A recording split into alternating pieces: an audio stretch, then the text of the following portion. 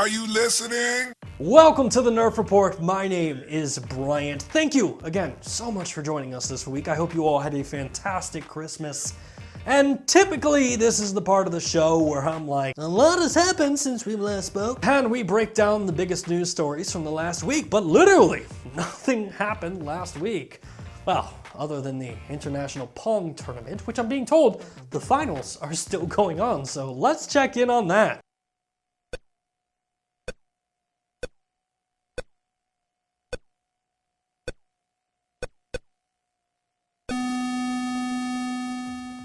It's gonna be a long show. So for this week's episode, I wanted to talk about this interesting period that we find ourselves in. A period where traditional gaming is meeting the future of gaming for the first time, and I find it extremely fascinating. And to be clear, when I say the future of gaming, I'm obviously talking about cloud gaming. Services like xCloud, Google Stadia, GeForce Now, or even Amazon Luna are all leading the charge for this new era of gaming. And we should probably also clarify that cloud gaming isn't really anything new.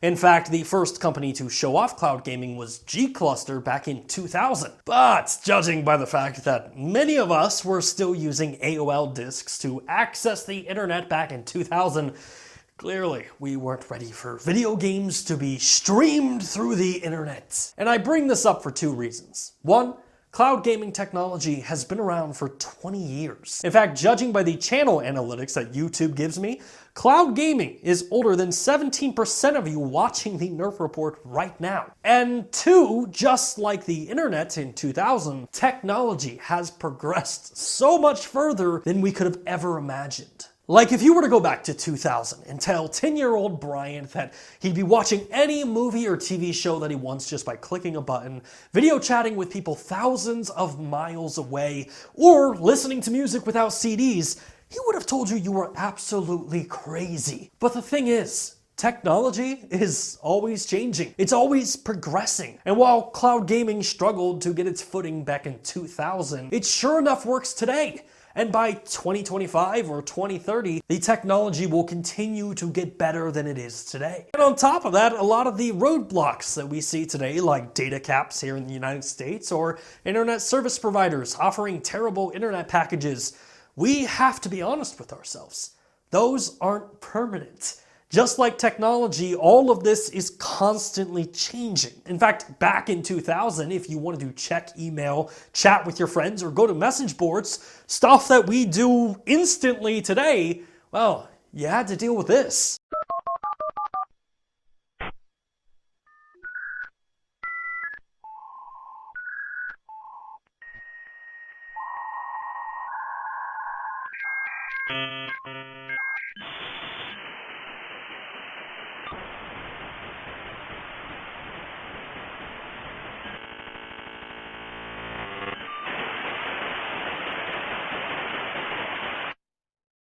Welcome. You've got mail. And now that we've lost the 17% of my audience who doesn't have the attention span to sit through that, let's continue. I guess the moral of today's video is change. Technology changes, the internet changes, and video games are no different.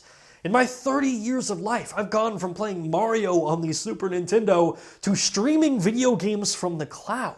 Right now, cloud gaming platforms like Google Stadia are offering free next-gen consoles where users only have to buy the game that they want to play and play it. Amazon Luna offers a library of over 50 games that can be accessed for $5.99 a month. Project xCloud allows users to play any title included with Xbox Game Pass Ultimate and stream it to their tablets or smartphones for $14.99 a month. And GeForce Now allows users to stream games from their Steam library for $4.99 a month. And while these platforms continue to develop, traditional gaming is certainly showing its age. And the launch of Cyberpunk 2077 was probably the best example of this. I have received countless messages or comments from viewers who were planning on buying a PlayStation 5 or an Xbox Series X, but once they ran into issues and saw Cyberpunk running on Stadia, they changed their mind and made Stadia their go-to platform moving forward. Because let's face it,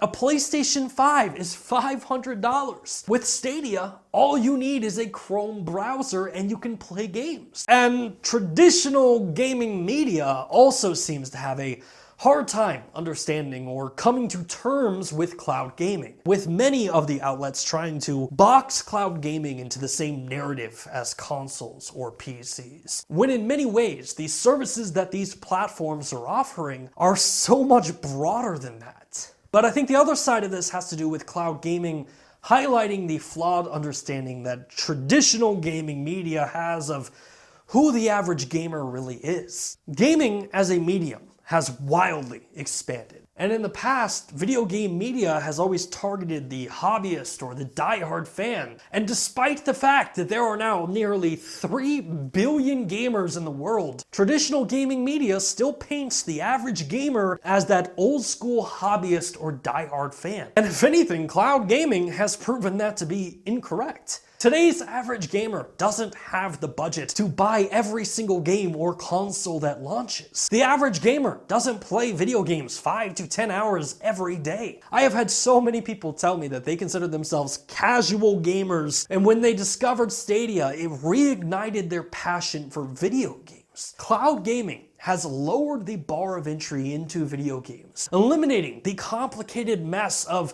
which computer do I need to buy, or the necessity to buy a $1,000 PC or a $500 console. Through cloud gaming, anyone with a smartphone, a tablet, or a Chrome browser can play AAA quality video games, completely changing the demographic of the average gamer. And that's what I meant in the beginning of this video by a new era of gaming. Because cloud gaming is and will continue to change gaming forever. It's going to change how and where games can be played, how gaming media talks about video games, and it lowers the bar of entry, ushering in millions of new players. And as someone who just loves video games, I think that that is fantastic. Just like 8-bit eventually evolved into 16-bit, and the cartridge evolved into the disc, cloud gaming is that next stage, the next evolutionary step for video games. And as we move into the new year, I for one cannot wait to see what cloud gaming has in store for gamers. Hey, thanks again for checking out our channel. If you like what you saw and you want to see more content just like it, which who wouldn't, hit the subscribe button right there. And while you're down there, hit the like button. Maybe even consider becoming a Nerf Report best friend, just like the people listed down below did. In fact, don't you want to see your name there? I know I do.